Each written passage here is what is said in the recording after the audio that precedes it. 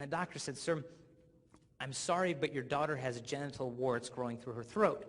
And the dad said, "Mike, how could she get that? I don't have a sexually transmitted disease. My wife doesn't have one."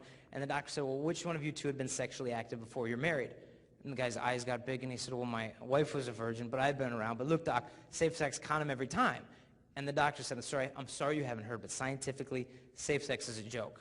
He said, "Sir, you've contracted human papillomavirus outside of marriage, carried it undetected into marriage. You've given this to your wife, and your child contracted this in her womb, and will need to periodically burn the warts off your daughter's throat with a laser because we don't have a cure for this. I'm sorry, sir, and your wife needs to start getting pap smears every year to make sure this doesn't develop in a bad way for her." And the guy sat there, and he was like, "How come no one told me this? How come everyone just told me safe sex? How many people have this? How many people have it?" This is a journal of gynecology, the British Journal of Obstetrics and Gynecology. They just did a study of about 17-year-old girls who've only slept with one guy so far. They found out of the 242 women who'd only had one sexual partner, we found that the risk of acquiring cervical human papillomavirus infection was 46%. Meaning nearly half of the girls who'd only had one sexual partner at the age of 17 already had HPV. The good news is the majority of people get it end up being fine. It doesn't cause them any trouble. It usually goes away on its own. But it's so rampant now, it's causing some huge problems like cervical cancer. Why don't they want to tell you about it? Reasons like this. Cosmopolitan magazine, all right? If your girls are not familiar with Cosmo, I actually think that this is a great instruction manual on how to get used by a guy. All right, so all you do is you subscribe, you get used in like 3 weeks. It's really quick. It's great. And some girls will say, "Oh, that's not true. They got great makeup tips." I'm sure they do. Check out what it says on the cover. "Pick him up tips from the editors of Maxim magazine, that runs an article on how to cheat on your wife so she and the kids won't find out." You're learning how to pick up these guys. And then it says, "And more no-brainer lines." No-brainer lines. You want them to think you're smart, and you start off meeting with a no-brainer line. This stuff is a joke. It says here, "Gynecologist news your doctor's too wimpy to tell you." So you're like, okay, more eternal wisdom from Cosmo. Open it up, and it says here, "Dear teenage girls, to make sure you don't get a virus during sex." First, it doesn't give you the option of abstinence if you're worth waiting for. Then it says, "Examine the condom tip for tiny holes before sex to make sure that no viruses will sneak through during sex." Thank you. They sort of skipped out the fact that condoms useless in preventing HPV. They sort of skipped out the fact that you can get every STD virtually now by means of oral sex. Why didn't they tell you that? Because 10 pages later, they recommend you give your boyfriend oral sex so he likes you more. This stuff is an absolute joke. Why doesn't anyone else talk about it? Well, this I just got off Planned Parenthood's website for teens. It says, "Sexuality relationship info you can trust from Planned Parenthood." And here it comes. Quote, "Condoms can be an exciting part of sexual relationships." It used to be like falling in love, candlelight dinners. Now it's condoms, so romance is always alive and well with Planned Parenthood.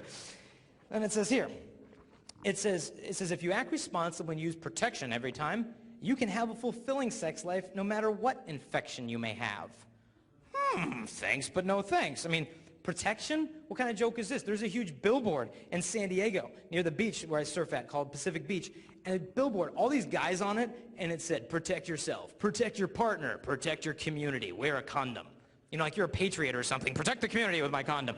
This stuff is a joke. I mean, think about it. Who do you protect yourself from? Your enemies. If you have to protect yourself when you're supposed to be making love and totally giving yourself to someone, it means the timing is off. Wait for marriage. If you want to protect yourself, forget it. Protect your wife, guys, by not sleeping around now so your wife won't end up with cervical cancer. You girls, protect your children who could get STDs if you're promiscuous. Protect them. Lay down your lives for them to guard these people. Why doesn't the government talk about it? Well, here's the big research that the government did. National Institutes of Health did this huge study on condom effectiveness. This is the most authoritative research that has ever been done in the history of the world on condoms, and what they found is this.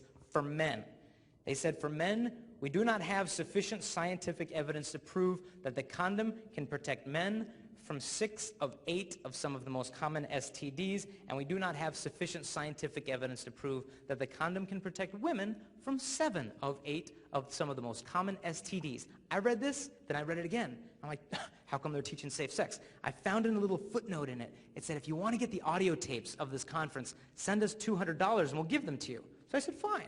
I cut a check for $200, mailed it to DC, and in the mail came 20 hours of audio tapes. I started listening to them 14 hours into it, I found what I was looking for. They had this conference, about 30 doctors, gynecologists on stage, and a huge crowd of people. And you could ask them questions. One lady gets up in the back, and she says, doctors, shouldn't we tell teenagers about HPV? And the doctor gets up, and he said, well, we may want to go there, but he said, look, he said, we have secondary prevention methods. I didn't know what that means. It means burning it or freezing it off of a girl's cervix, which can keep her from having kids. But he says, oh, we've got secondary prevention methods. And then he said, look, he said, if you told teenagers about HPV, he said it would cause an epidemic of panic, fear, and anxiety amongst young people who are just starting their sexual careers. Ha, ha, ha. And all the doctors laughed. Our sexual careers, like we're budding prostitutes or something. You talk about an insult to your dignity, no self-control. I will tell you no self-control. I bought Crystalina for her birthday a Chihuahua, right? One of these little glorified rat dogs. And, you know, this little fur-bearing cockroach is like running all over the place. And we actually just blew up a picture of him so you can see what we're talking about. So here's the little freak of nature. And, you know, the little guy here recently hit puberty, okay, when the dogs are in heat, and he's incapable of abstinence. I even gave him a chastity talk. It didn't go so well.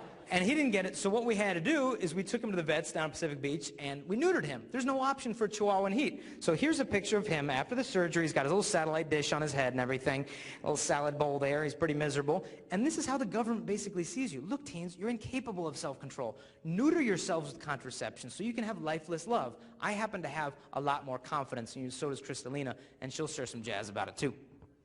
A couple things. When I was in high school, I would hear things like this about STDs and whatnot, and I would be freaked out because I knew the lifestyle I was living and there were chances that something may be wrong with me. But when I turned my life around, there were certain things I needed to face head on, and one of them was getting tested. So for those of you in the audience that have been sexually active, you've got to go get tested, and do this with a little urgency. Just because you feel fine, you look fine, you may not be so fine. And I've met several high school girls who have HPV. They didn't want to deal with it, they didn't want to go get tested, and the cervical cancer got so bad they had to remove part of their cervix. Don't put it off. Now, if you want to get tested, what you can do is go in the phone book, go in the yellow pages under abortion alternatives, and there should be some good crisis pregnancy centers and clinics. Some of them you can just go to, others you need to call up and say, look, I'm not pregnant, but where can I go get tested? Usually it's free and it's safe, and within a couple of days you can know if something's going on with you. And don't go to a dump like Planned Parenthood, and a lot of these places, they offer you condoms, they offer you birth control, but I have the utmost confidence in every single one of you. You don't need their birth control because you have the self-control, and you're better than that. So to go get tested. Now, enough bad news about STDs and whatnot. What is some good news? How can you actually live this lifestyle out? A couple of things. The first and foremost, for those of you that are in a sexually active relationship, to take the sex out and really see what your relationship is based upon. Because if you take the sex out, it will give you the clarity of mind to step back and say, okay, is this love or is this lust? Are they using me? Do they really love me? What's going on? And really put your love in the light and see what it's made of. Because if you take the sex out and you end up fighting and arguing, you end up breaking up, you're probably better off without that person to begin with. But if you guys end up staying together, what peace of mind knowing that that person is in it for you and not what you're giving them. That they love you as a person and not what you're doing with them. That is peace of mind right there. So to have the guts and courage to take it out and see what it's made of. The second thing, right now Jason and I, we're training ourselves in faithfulness. Chastity trains you in that faithfulness. Because one day when we're married, I'm just going to be 9 months pregnant, ready to go, and Jason is going to be at work. And he might have some cute little hot secretary now. Do you think the same temptations won't be there just because he has a ring on his finger? Of course not. They're still going to be there. But the thing is, he's trained himself in faithfulness now, so within marriage, he can be all the more faithful to me. So to train yourselves in faithfulness. And I know a lot of you are dating right now, and realize most of you right now is dating someone else's future spouse. To guard that person, protect that person, as you would want your future spouse guarded and protected in the same exact way. Now, when you date someone, to raise your standards high. And I know a lot of people say raise your standards high. When I say that, never have to lower yourself to date anyone. And I know a lot of people do that. And you know when you do that. But to keep your standards high.